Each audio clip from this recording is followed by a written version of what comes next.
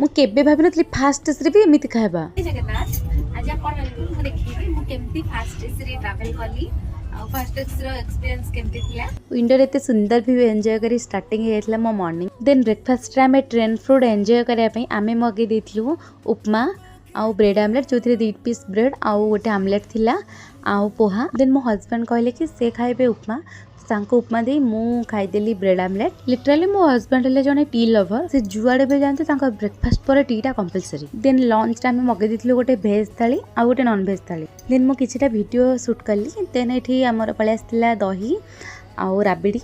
राबिडर quantity बहुत कम थिला but price टिके अधिक ही थिला। देन आमे टिके रेस्ट नै गलो आ उठिला पर आमे टिके खाइतलु समोसा आउ देन मोर त से समोसा रे पेट पुरलानी। देन मु करी टिके ट्रेन मैगी ट्राई करबी तो मु एठी मैगी गोटे प्लेट नेथली। देन हम डिनर थिला एक करी मते बेसी किछि खाइबा को इच्छा नथिला तो गोटे प्लेट ही मगे देथि। आउ जेति एक्सपीरियंस कथा कहबा एक्सप्रेस तो बहुत भला थिला बट फूड आइटम रो प्राइस टिके हाई थिला बट ट्रस्ट मी खाइबार टेस्ट भला थिला। देन नेक्स्ट डे आमे पहुंची गले दिल्ली रे।